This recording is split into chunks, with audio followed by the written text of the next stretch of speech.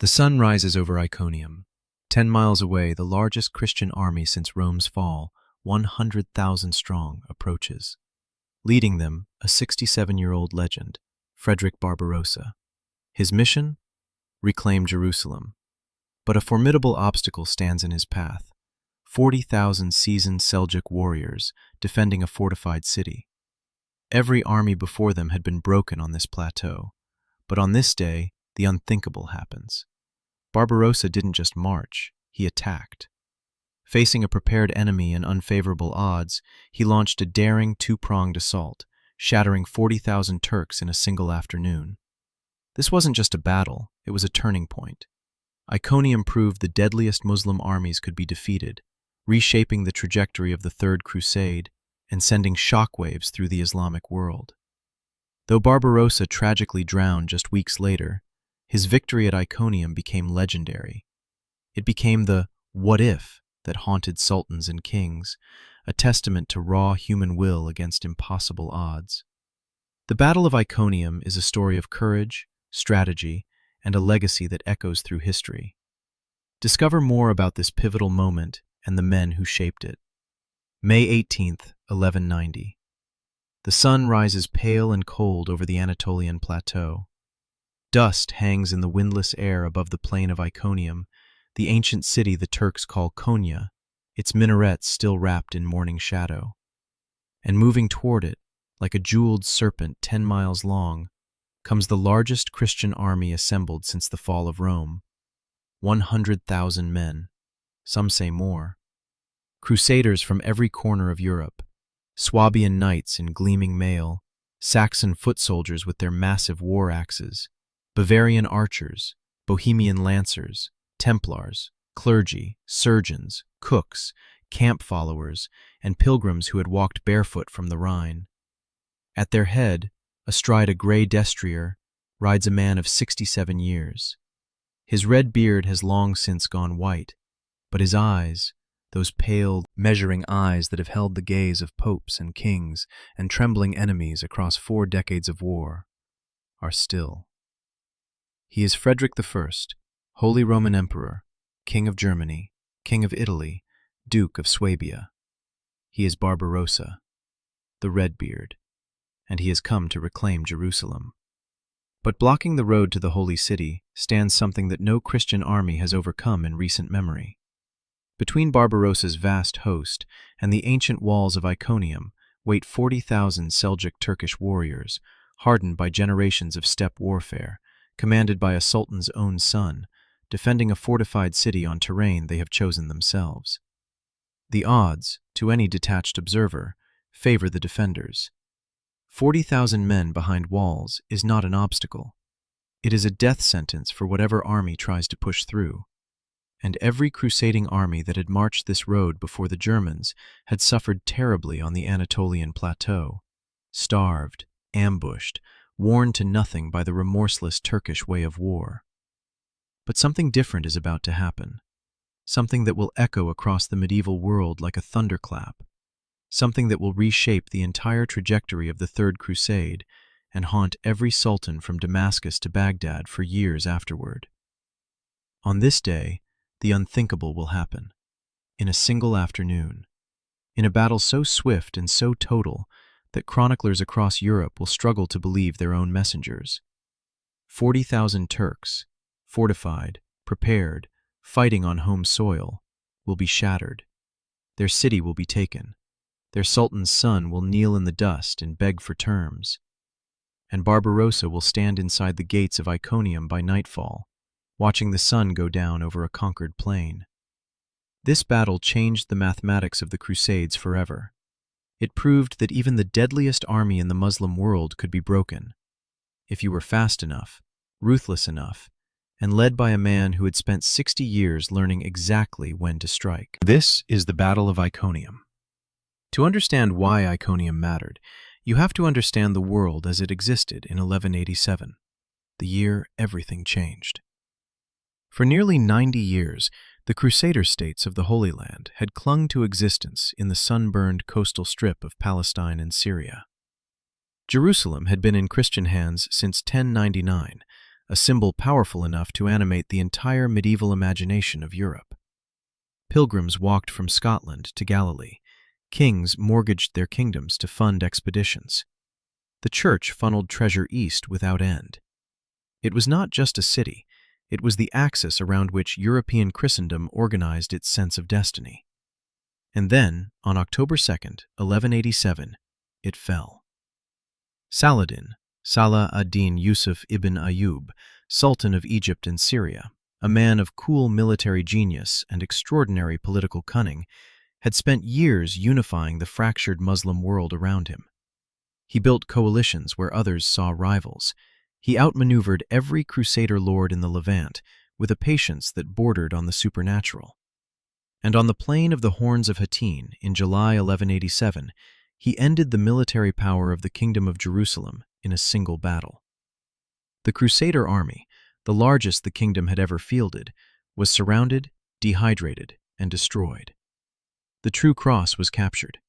King Guy of Lusignan was taken prisoner. Within months, Saladin swept across Palestine almost unopposed. Acre, Ascalon, Jaffa, Beirut. City after city fell. And then, Jerusalem itself opened its gates after a brief siege. Saladin rode in. He did not massacre the population. He did not burn the churches.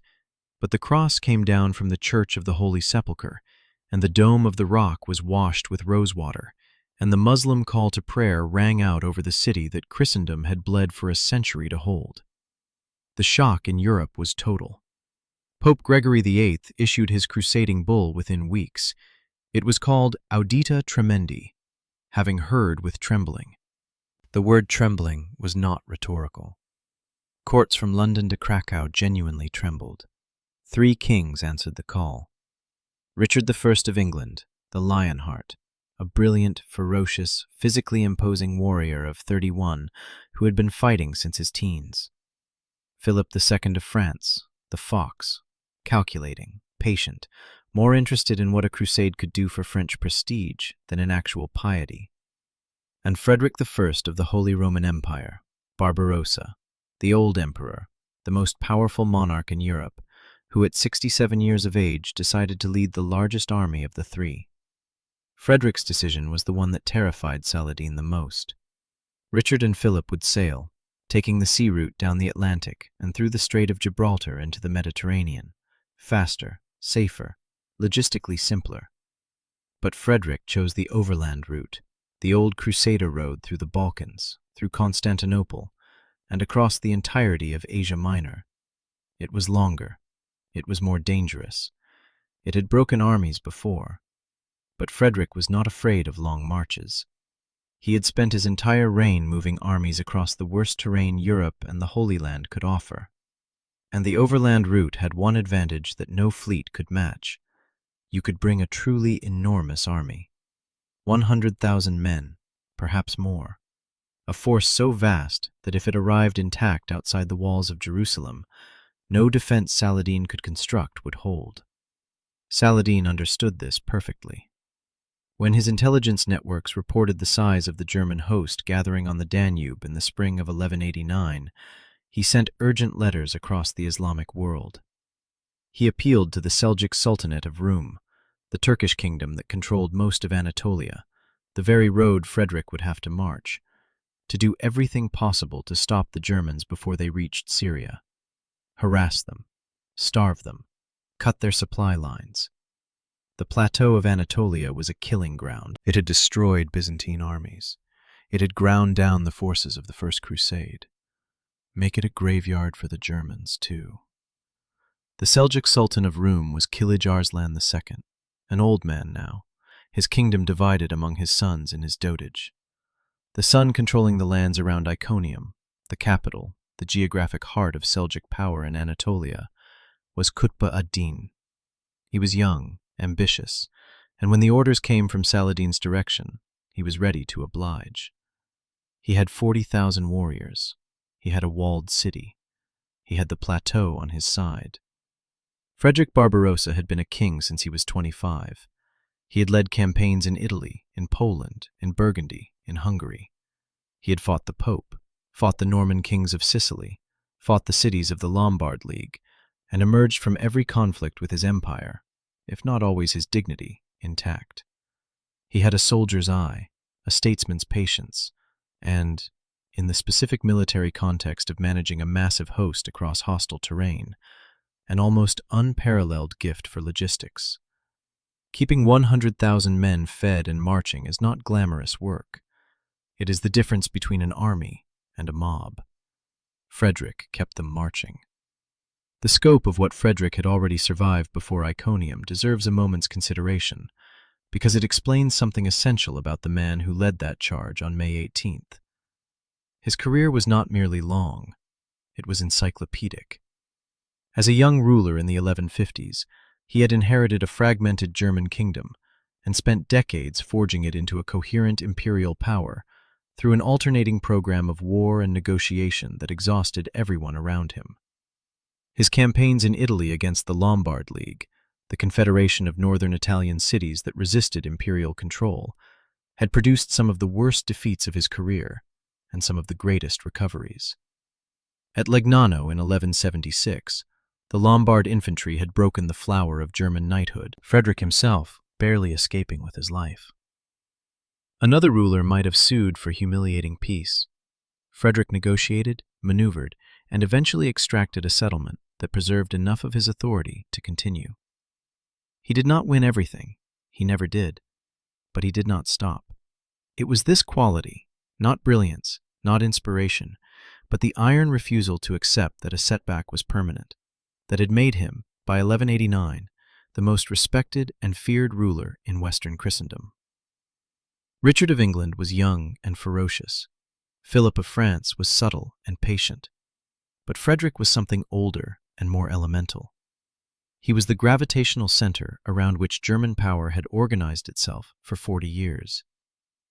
When he took the cross, when he knelt before the Diet of Jesus in Mainz in March 1188 and accepted the crusading symbol, an entire generation of German knights followed him, not because they were ordered to, but because following Frederick Barbarossa toward Jerusalem felt, to the men of that generation, like the most natural thing in the world. Saladin understood this. When he received word that Frederick had taken the cross, he reportedly gathered his closest advisors and said, simply, "This one is different. The other kings are ambitious, resourceful, dangerous, but this one knows what he is doing.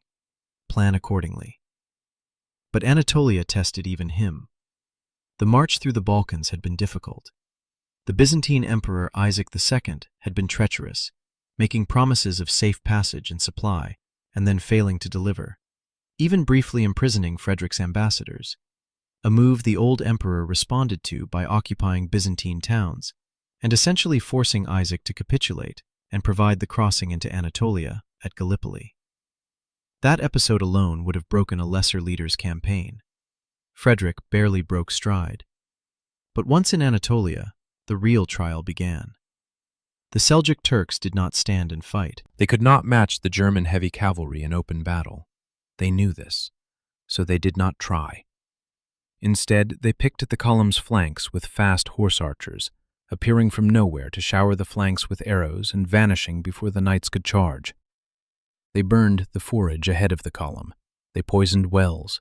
They blocked passes with rock slides and felled trees. They turned the terrain into a slow-motion weapon. The Germans suffered. Men died not in glorious battle, but from thirst, from infected wounds, from the grinding exhaustion of marching in armor through mountain passes in May heat. Animals died. Supply wagons broke down. Morale wobbled. Around Iconium, the situation had become genuinely dangerous. The army was hungry, thirsty, worn. The city ahead was fortified and full of soldiers, and the surrounding countryside offered nothing. The Turks had stripped it bare. Qutb ad-Din had positioned his forces carefully. Part of his army held the city walls. The rest, a large mobile force of horse archers and heavy cavalry, held the high ground around the approaches to Iconium, ready to descend on the German column if it stretched itself trying to invest the city. It was, in strategic terms, a reasonable plan. Against most armies, it would have worked. against a hungry, weakened, overextended crusading host trying to maintain discipline across 100,000 men on an open plateau, it might have worked. But Qutb ad-Din was about to discover something Frederick Barbarossa had known his entire life. When you are hungry, when you are exhausted, when your back is against the wall and your enemy is laughing at you from behind his walls, that is precisely the moment to attack. Not because it is safe, because it is the last thing anyone expects. The plain around Iconium is wide, flat, and merciless in the late May heat. The city itself rises from the plain like a stone fist, ancient walls, strong gates, Towers that had watched armies come and go across the centuries. The Seljuks had held Iconium since 1076. More than a century of occupation had made it their own. The markets, the mosques, the palace of the Sultan, all of it spoke of a power that had no intention of yielding to the men from beyond the sea. Frederick studied the city from the moment his vanguard came within sight of its walls. He was not a man who wasted time on sentiment or hesitation. He looked at the walls. He counted the towers. He measured the angles of approach. He noted where the Turkish horse archers were positioned on the elevated ground to the northwest. And he began to construct the shape of what would happen next. The German crusading army in May 1190 was not what it had been when it left Regensburg in May 1189, 1 year earlier, almost to the day. A year of hard marching through the Balkans and across Anatolia had stripped it of weight it could not afford to lose. The supply situation was critical. What the Turks had not burned, the desert had consumed. The animals were thin. The men were thinner. The medical wagons were full. Around campfires the night before reaching Iconium, men who had marched from the Rhine to the Anatolian plateau, more than 2,000 miles, sat quietly with the knowledge that they could not keep going like this. Either Iconium fell and they resupplied from the city's stores, or the campaign died here on this dusty plain thousands of miles from Jerusalem. That knowledge, paradoxically, clarified things. When survival is at stake, complex plans become liabilities. Frederick's plan was not complex. He divided his army into two main forces. The first and larger would be commanded by his son, Frederick of Swabia, known to the troops as the Young Duke, 25 years old, already a veteran of his father's campaigns in Italy and the Balkans, A man who had inherited his father's physical courage, without yet having quite acquired his father's cold patience. This force would advance directly toward the city gates in a full frontal assault, making enough noise and violence to fix the defenders' attention on the walls. The second force the old emperor would lead himself. It would swing wide, not wildly wide, but far enough to get around the Turkish position on the elevated ground to the northwest, the mass of Seljuk cavalry waiting there to descend on any besieging force that exposed its flanks. Frederick intended to hit them first, before they could execute their own plan. He would drive them from the high ground, collapse their position, and then wheel inward toward the city, catching the defenders in the act of defending against his son from the front. It was, in execution, a pincer movement. In concept, it was simpler. Hit them in two places at once, faster than they can respond to either. The force composition Frederick had to work with, while reduced from its peak, was still formidable. His cavalry, the Ritterschaft, the knightly warriors at the core of the German host, were heavy, armored, and riding horses that had survived the plateau march. They were tired, yes, but they were also the finest heavy cavalry in the world when they could be brought to close combat. The Turkish strength lay in standoff archery, in mobility, in the ability to inflict damage while avoiding return contact. The German strength lay in the opposite, the thunderous weight of the charge, the physical shock of armored men on armored horses hitting at full gallop, which nothing in the medieval world could stop once it built momentum. Frederick's entire tactical calculation rested on this reality. The Turks on the high ground were dangerous as long as they could maneuver freely, loose their arrows, and pull back before the nights could close. Frederick intended to take away their freedom to maneuver. He would advance on them across ground that gave them nowhere to retreat cleanly, and he would advance fast. Fast enough that they could not get their archers into a sustained rhythm before the cavalry was already inside their lines. The night before the battle, the German camp was quieter than usual. Not despairing, but contained.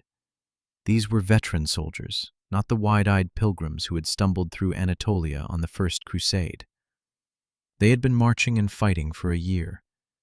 They understood by now the particular weight of a night before battle, heavier than ordinary nights, slower, full of small rituals. Men polished swords that were already clean. They tightened straps that were already tight. They spoke to their horses with the low, murmuring voices men use when they are steadying something that cannot be steadied with words alone. The clergy moved through the camp with candles and prayers. Frederick's personal chaplain, a monk named Arnold of Lübeck, who would later write one of the most detailed accounts of the crusade, recorded that the emperor himself spent several hours in prayer that night. He did not pray for victory, Arnold wrote. He prayed for clarity. There is a difference that matters.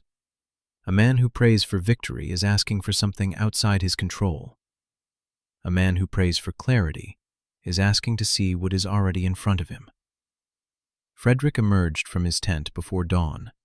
He was 67 years old, and he was about to lead a charge across an open plain against a force of horse archers on elevated ground. His advisors said nothing.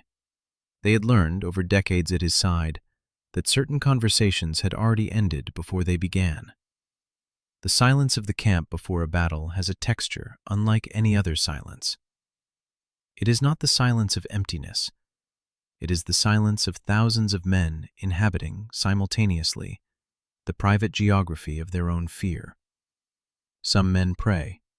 Some check their equipment for the 10th time, not because anything might have changed, but because the motion of checking gives the hands something to do when the mind is in a place that hands cannot follow.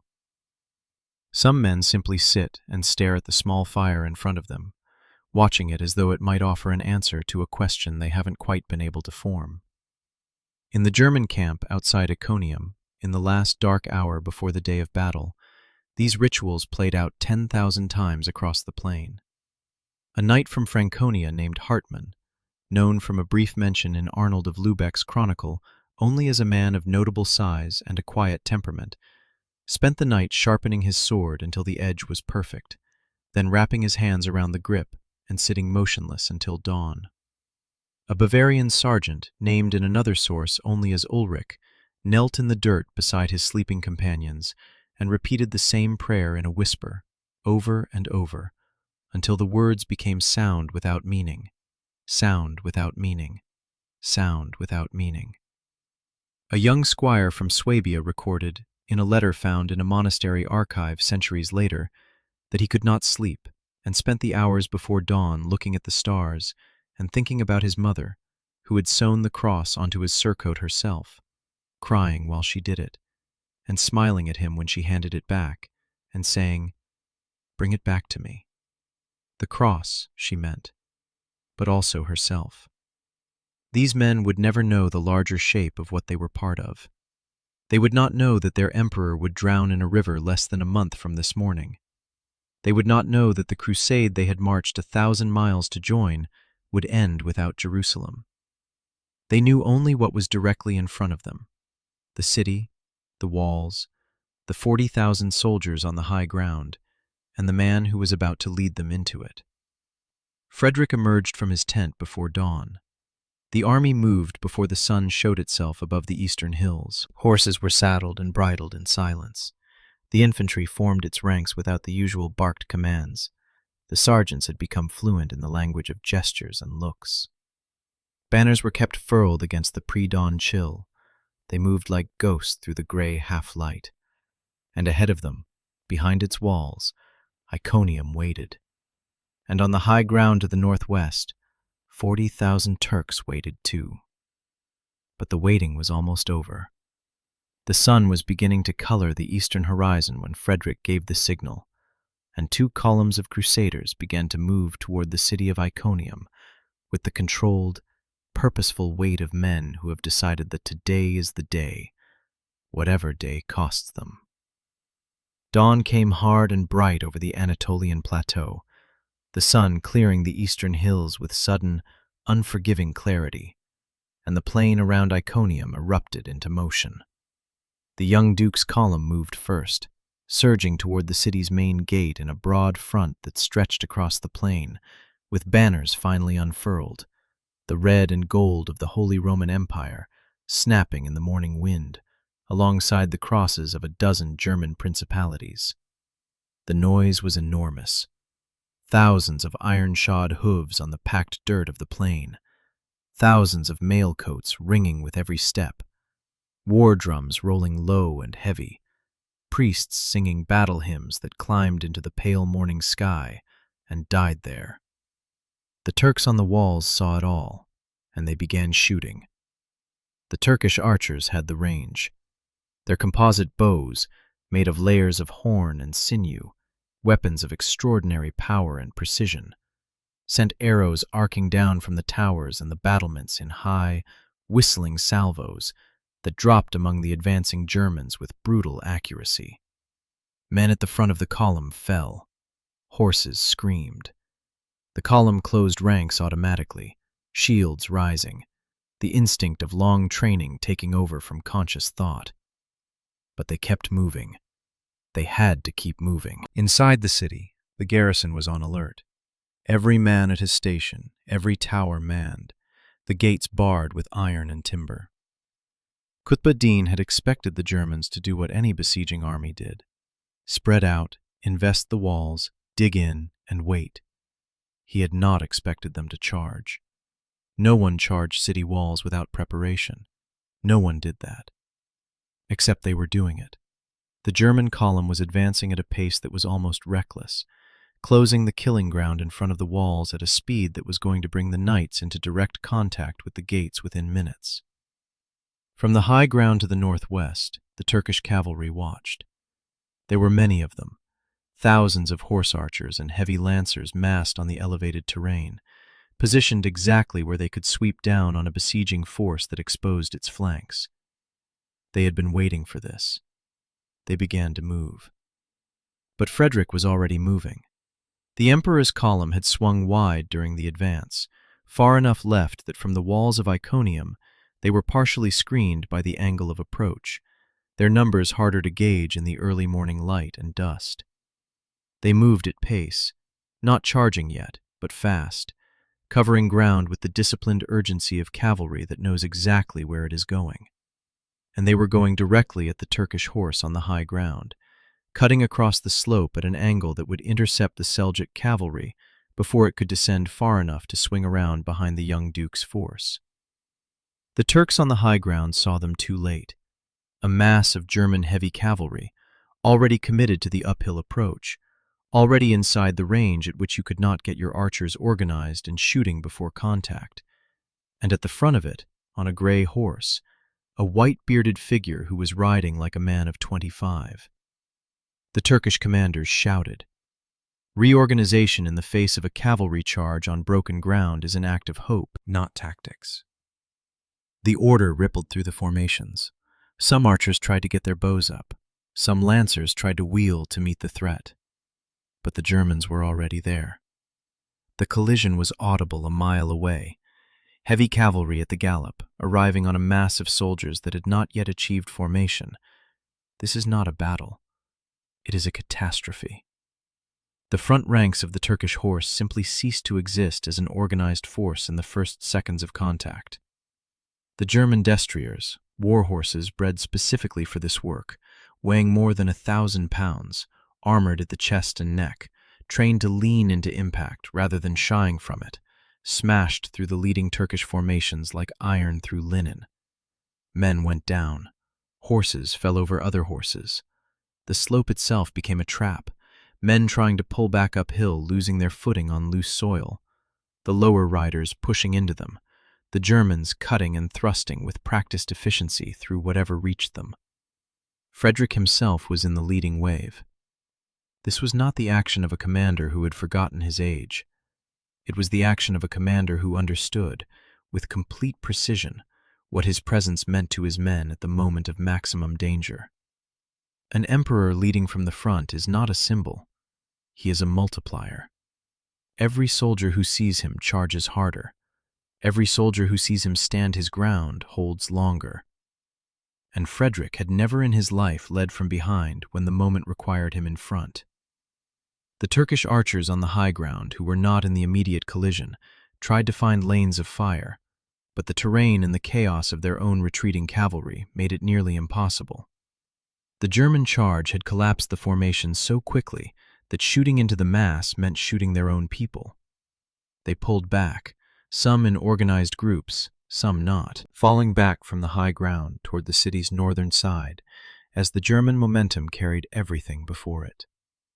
By now, the young duke's attack on the main gate had reached its crescendo. The German infantry, advancing behind the screen of cavalry, had brought forward the equipment for forcing a gate: rams, scaling ladders, the crude and brutal tools of a direct assault. Arrows were still falling from the walls, but the volume was dropping as some of the garrison's attention was pulled north by the sound of the disaster developing there. The Turks in the city could hear it even through the stone walls. That sound, of a cavalry engagement that is ending in total disorder, of men and horses in flight, has a specific quality that every soldier who has ever stood behind a wall and listened to an army breaking learns to recognize. It is not the sound of battle. It is the sound of collapse. Qutb ad-Din was somewhere behind those walls, receiving reports that his cavalry force on the high ground was being pushed from its position. The reports were confused, which was itself a report of a kind. When information comes in ragged and contradictory, it usually means the situation in the field is worse than any specific message can communicate. He ordered reinforcements north. He ordered the cavalry to rally. He gave the orders that a man in his position would give. But orders require men to execute them, and the men who might have executed them were in various stages of being run off the slope by 6,000 German knights. The battle for the high ground lasted perhaps 2 hours before it was effectively over. By mid-morning, Frederick's force had cleared the northwestern elevation and was wheeling southward, driving the surviving Turkish cavalry before it, closing the circle on Iconium from the north, as the young duke's assault pressed from the south and east. The Turkish force outside the city, that great mass of 40,000 that had seemed so formidable 2 hours ago, was fracturing. Not everyone was in flight. The professional Seljuk soldiers, the Sultan's household guard, and the experienced lancer formations tried to hold and reform. They managed small stands in several places, brief, violent collisions where the terrain allowed it, where a determined commander could get enough men facing the right direction for long enough to buy time for others to escape. But they were fighting in an environment that was no longer their own. The high ground was gone. The flanks were exposed. The city behind them was under direct assault and could not come out to help without opening its gates and risking the whole garrison being caught between the two German columns. The options were narrowing with every minute, and the Turkish commanders understood that the only real question now was not whether the battle could be won, but whether the army could be extracted. Noon brought the sun to its highest point and the fighting to its most violent phase. Frederick had rejoined the front of his column, and the two German forces were now working in concert along a front that swept from the city's northern gate westward and then arced back south, a moving crescent of armored cavalry that compressed the surviving Turkish field force into a shrinking space. The Turks fought back, hard, in places desperately hard, the kind of fighting that happens when professional soldiers realize the situation is beyond recovery, but have not yet reached the point of surrender. Individual Turkish horsemen wheeled and shot and charged and died. Small formations locked shields and spears and forced the Germans to work for every yard of ground. The heat was brutal. Men and horses both were running short of water. The dust had thickened into a haze that obscured the sun and turned everything copper-colored, men and animals emerging from the murk like figures in a fever dream, blades already dulled from the morning's work, lungs burning with dust and the smell of blood and horse sweat and the acrid reek of fear. A Turkish lancer broke from the main formation and drove at Frederick directly. One man, either courageous or desperate or both, pushing his horse straight at the figure of the emperor, lance leveled, 30 yards away in the dust. Frederick's bodyguards closed, but the emperor himself leaned and took the charge at an angle, his horse trained for exactly this, the Turkish lance skidding across the angled surface of his shield, and the man going past at full gallop, unable to turn before the bodyguards were on him. Frederick did not pause. He turned back to the battle.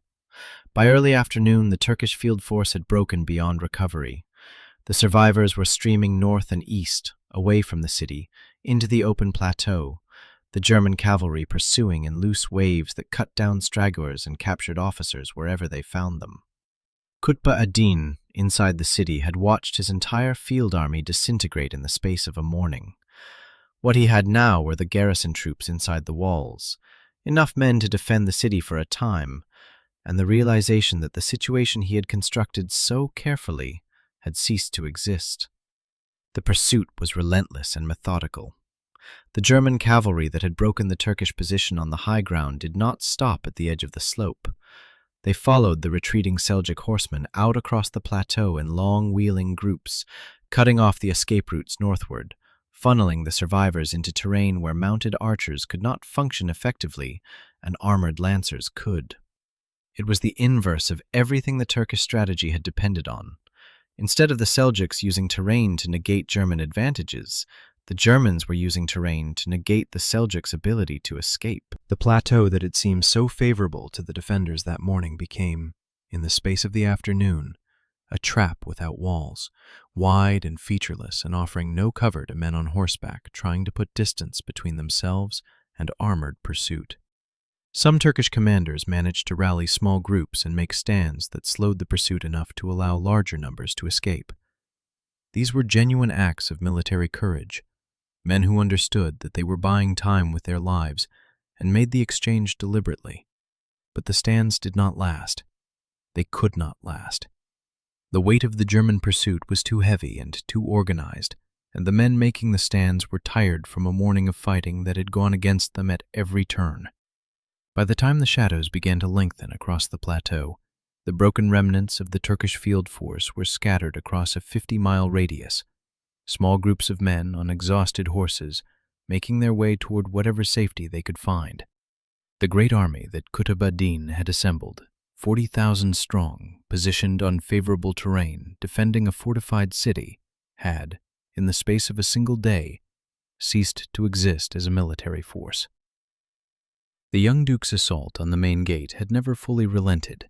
While the battle for the high ground consumed the attention of the field army, German engineers and infantry had been steadily working at the gate complex, and the steady pressure of thousands of soldiers pressing against a fortification whose defenders are watching a catastrophe unfold behind them has an effect that pure military analysis cannot fully capture. It is the effect of doubt. When men on walls start looking over their shoulders instead of at the attackers in front of them, the gate is already half lost. The breach came in the early afternoon.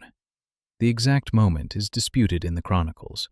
Arnold of Lübeck says the gate was forced by a ram. Other accounts suggest it was opened by men inside who had decided the situation was hopeless. What is certain is that the gate opened, and when the gate opened, the young duke's cavalry poured through. Inside Iconium, the fighting was close and violent, the narrow streets of the city creating the same tactical dynamic the Turks had tried to use against the Germans on the plateau. Compressed space, no room to maneuver, every corner a potential ambush. But the moral equation had shifted entirely. The garrison had watched its field army destroyed. It had watched the city's gate fail. It was fighting without any realistic hope that fighting would change the outcome. Frederick entered through the northern approach, his force pushing down from the high ground. The two columns met somewhere in the city's interior, German soldiers encountering other German soldiers in the dust and smoke of urban fighting. The shouted recognition, the moment when the battle's geometry finally collapsed into the knowledge that the city was theirs. The fighting in the streets went on for several hours. It was not the swift, clean conclusion that the first hour of the battle had promised. Urban fighting never is. Room by room, street by street, the garrison was compressed and defeated, pockets of resistance holding until they were surrounded, until the logic of their situation became undeniable. By late afternoon, Iconium was in German hands. The moment was marked, in the chronicles, by the sight of a white flag appearing above the palace of the Sultan's son. Qutb ad-Din, Sultan's son, commander of 40,000 warriors who had faced the crusading host with such confidence that morning, emerged to negotiate terms. He had walked out of a battle that no one, including the man leading it, had thought could be decided in a single afternoon. Frederick received him. The terms were not cruel by the standards of the age. The city would be provisioned, the Germans would be allowed to resupply and march on. A ransom would be paid for captured soldiers. What Qutb ad-Din offered, at its core, was the removal of an obstacle from Frederick's road. He was in no position to offer anything more. Frederick accepted. The counting of the dead began while the last light of May 18th was still in the sky, and the numbers told a story that no chronicler could quite make fit with the evidence of the day before. Turkish losses from the Battle of Iconium were catastrophic. The chronicles differ on precise figures. They always do, and medieval military accounting is an imprecise art at best. But estimates from multiple contemporary sources, including Arnold of Lübeck and the Byzantine historian Nicetas Choniates, suggest that somewhere between 10 and 15,000 Turkish soldiers died in the battle and the pursuit that followed. Of the 40,000 who had faced the Germans that morning, perhaps a third were dead by nightfall, a third had escaped into the plateau, and the remaining third, the garrison and those who surrendered with Qutb ad-Din, were alive but defeated. German losses were significant but far smaller. The chronicles speak of several hundred dead among the knights and thousands of infantry casualties from the assault on the gate and the fighting in the city streets. The exact number of German dead will never be known. What is known is that by any proportional measure, the Battle of Iconium was as one-sided a result as had been achieved by any crusading force in the 90-year history of the movement. The battlefield itself, that high ground northwest of the city, that plain before the gate, those narrow city streets, was transformed. The dead lay where they had fallen. Horses that had not been killed in the fighting but had been ridden to exhaustion were found standing with their heads down in the afternoon heat, unable to go further. The sun had climbed to its full height and back down again while the battle lasted. Equipment lay everywhere: broken lances, shattered shields, arrows spent and lost and tangled in the dead, the detritus of a fight that had moved quickly and destroyed completely. Qutb ad-Din was identified as he walked from the palace gates, a young man, perhaps 30 years old, wearing armor that was ceremonially fine, but had clearly not been worn in the fighting. His expression, as Arnold of Lübeck recorded, was the expression of a man who is still in the process of understanding something that had happened very fast. He had prepared for a siege. He had prepared for a campaign of attrition. He had not prepared for a battle decided before noon. He met Frederick face to face. The emperor, at 67, had spent the morning charging cavalry up a hill in direct combat. He showed no particular signs of it beyond the dust on his armor and the tiredness behind his eyes that old soldiers carry after a fight. He spoke briefly. He accepted Qutb ad-Din's submission with the efficiency of a man who had accepted a great many submissions over a long career and found the ceremony less interesting than what came next. What came next was food. Iconium's granaries and storehouses were opened, and the German army ate for the first time in days without rationing. They watered their animals from the city's wells. They rested in whatever shade the city offered. The wounded were tended. The dead were buried. And the army that had been on the edge of dissolution from hunger and exhaustion became, in the space of a single day's aftermath, something that could march again. The ransom money that Qutb ad-Din paid, the chronicles specify an amount of gold whose exact value is debated by historians, was distributed among the troops, a gesture that Frederick understood the practical necessity of. Men who have fought and are being asked to fight again need to know that their service has value beyond the abstract glory of the cause. The gold was a tangible acknowledgement of what they had done and what he was asking them to do next. The city of Iconium itself was not destroyed.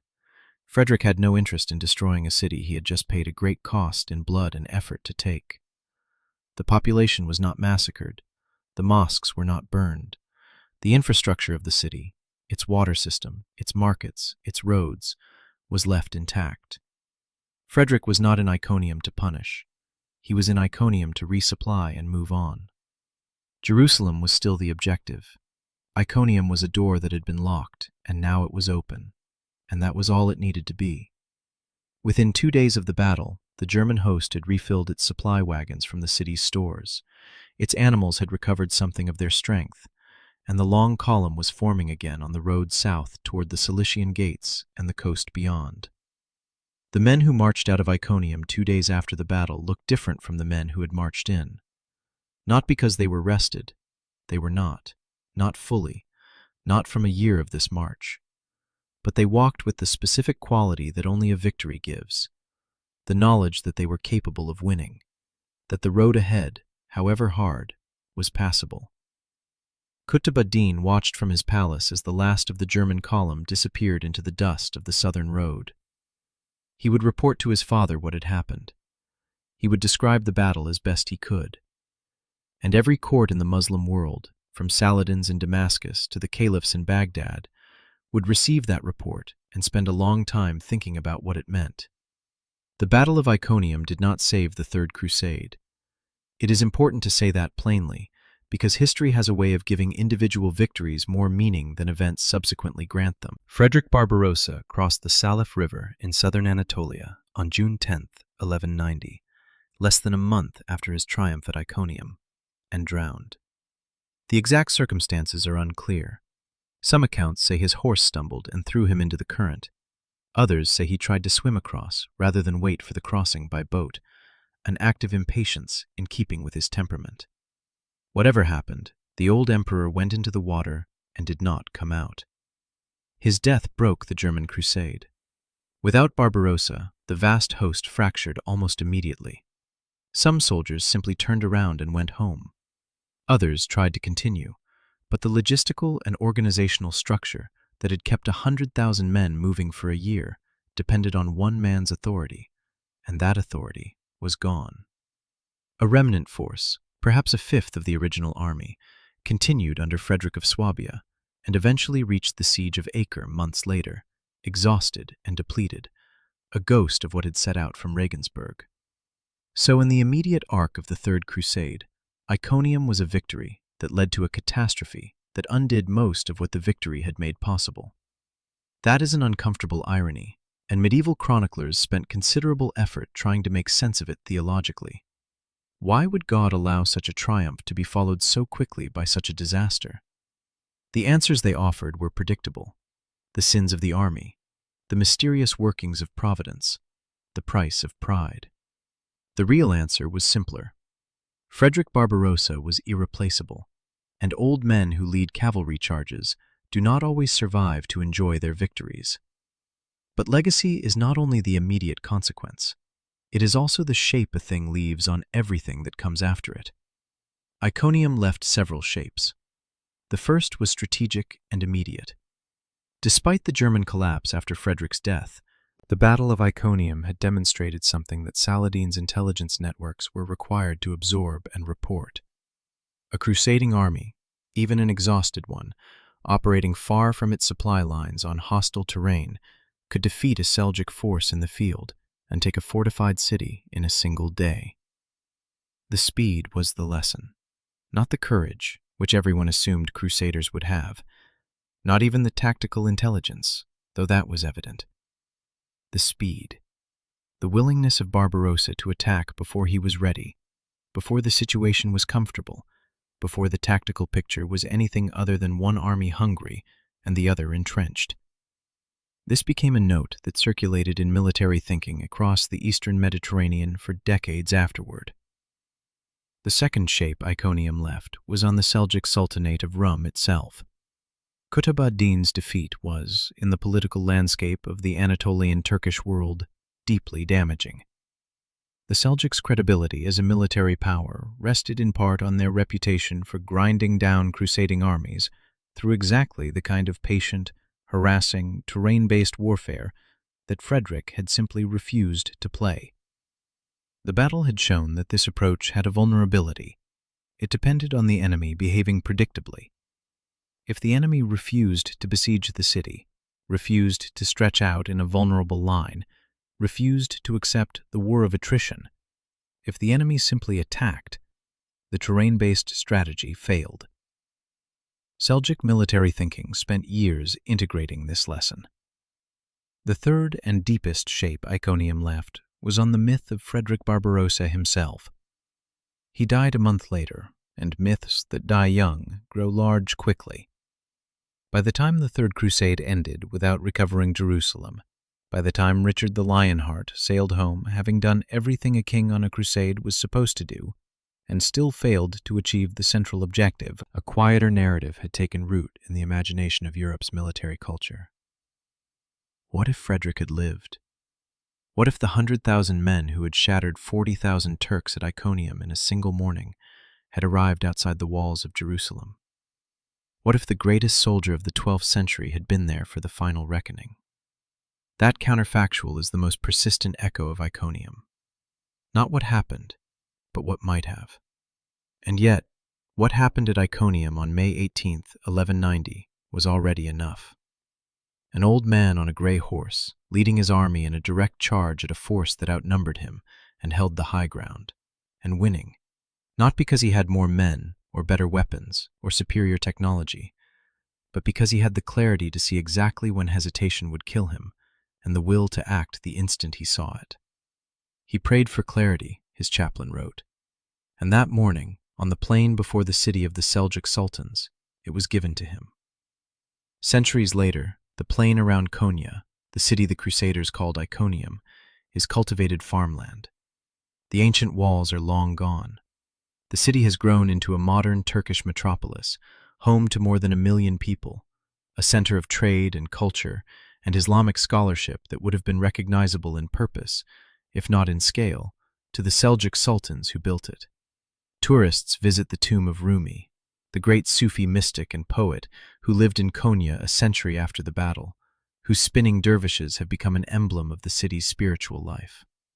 Almost no one standing in the broad streets of modern Konya is thinking about the morning when 60,000 German crusaders divided into 2 columns and broke 40,000 Turkish soldiers before the sun reached its highest point. But the land remembers. The plateau stretches away in every direction, flat and wide and hazy in the heat. The hills to the northwest still rise above the plain, and on a certain kind of morning in late May, when the dust is just beginning to lift from the fields, and the light is that particular pale gold of early day on the Anatolian steppe, you can almost hear, if you are listening for it, the sound of iron on iron, of horses at the gallop, of the distant, specific thunder of an empire's plan collapsing under the force of a single old man's absolute refusal to wait. Frederick Barbarossa did not save Jerusalem. He did not live to try. But on the plain before Iconium on a morning in May, he showed what human will looked like when it was matched against the arithmetic of survival. Not strategy, not hope. Will. Some victories are too large to belong only to the man who won them. This was one of those. And the plain before Iconium, swept clean by the wind that comes off the plateau every evening as the heat breaks, remembers nothing and forgets nothing, as plains always do. Context. The largest Christian army assembled since the fall of Rome, numbering around 100,000 men led by Frederick I, Barbarossa, the Holy Roman Emperor, was marching to reclaim Jerusalem. Obstacle. They faced 40,000 Seljuk Turkish warriors defending the fortified city of Iconium, modern Konya, on terrain favourable to the defenders. The unthinkable. Despite the unfavourable odds and the historical difficulties Crusader armies faced in Anatolia, the battle resulted in a swift and total annihilation of the Seljuk forces. Outcome. The city was taken. The Seljuk commander, Qutb ad-Din, surrendered, and Barbarossa's army resupplied, proving that even the deadliest army in the Muslim world could be broken. Background: the fall of Jerusalem and the Third Crusade. Loss of Jerusalem. After nearly 90 years in Christian hands, Jerusalem fell to Saladin in October 1187, following his decisive victory over the Crusader army at the Battle of Hattin. Saladin's unification. Saladin had skillfully united the fractured Muslim world, demonstrating great military genius and political cunning. European response. The fall of Jerusalem sent shockwaves through Europe, prompting Pope Gregory VIII to issue a call for a new crusade. The Three Kings. Three major European monarchs answered the call: Richard I of England, Philip II of France, and Frederick I of the Holy Roman Empire. Barbarossa's overland route. While Richard and Philip chose the safer sea route, Barbarossa opted for the longer, more dangerous overland route through Anatolia, aiming to bring an overwhelmingly large army to the Holy Land. Frederick Barbarossa, the man and the leader. Experience and leadership. At 67, Barbarossa was a seasoned ruler and warrior, having led campaigns across Europe for decades. He was known for his tenacity, logistical skills, and the ability to forge a fragmented empire into a cohesive power. Resilience. He had faced significant defeats, like at Legnano, but always recovered and negotiated favorable settlements, demonstrating an iron refusal to accept permanent setbacks. Inspiration. His decision to lead the crusade inspired a generation of German knights, who saw following him as a natural duty. Saladin himself recognized Barbarossa as a unique and dangerous threat. Clarity over victory. The night before the battle, Barbarossa prayed not for victory, but for clarity, highlighting his strategic mindset focused on understanding the situation before acting. The battle itself. Strategy and execution. Anatolian attrition. The Seljuk strategy, employed by Qutb ad-Din, involved harassing the German army, burning supplies, poisoning wells, and using terrain to wear them down, a tactic that had worked against previous Crusader forces. Barbarossa's bold plan. Facing a weakened and hungry army, Barbarossa launched a decisive two-pronged attack. His son, Frederick of Swabia, the young duke, led a frontal assault on the city gates to fix the defenders' attention. Barbarossa himself led a flanking maneuver to attack the Turkish cavalry massed on the high ground, preventing them from executing their own plan. The cavalry charge. The core of Barbarossa's strategy relied on the shock and weight of his heavy German cavalry. He attacked the Turkish cavalry on the high ground swiftly and directly before they could properly deploy their horse archers. Catastrophic collapse. The collision of the German heavy cavalry with the unprepared Turkish forces on the slopes was devastating. The Turkish army disintegrated, with tens of thousands killed or scattered. City fall. While the flanking battle raged, the young duke's assault on the main gate succeeded, and German forces entered the city. Swift victory. The combined assault led to the fall of Iconium by late afternoon, a decisive victory achieved in a single day against a numerically superior force in a fortified position. Aftermath and legacy. Resupply and resumption. The victory allowed the German army to resupply and rest, crucial for their continued march south. Iconium was not destroyed, and the population was spared. Immediate impact. The Battle of Iconium proved that a crusading army could decisively defeat Seljuk forces in the field and capture a fortified city with speed. This intelligence circulated throughout the Muslim world. the Seljuk lesson. The defeat forced Seljuk military thinking to adapt, recognizing the vulnerability of their attrition strategy if faced with an unpredictable and aggressive enemy like Barbarossa. Barbarossa's death and the Crusade's fate. Tragically, Barbarossa drowned in a river less than a month later. His death shattered the German Crusade, leading to its collapse and the dispersal of most of the army. A small remnant eventually reached Acre. The what-if echo. The most enduring legacy of Iconium is the counterfactual question: what if Barbarossa had lived? The scale of his victory at Iconium fueled speculation about what might have happened had he reached Jerusalem. Enduring significance.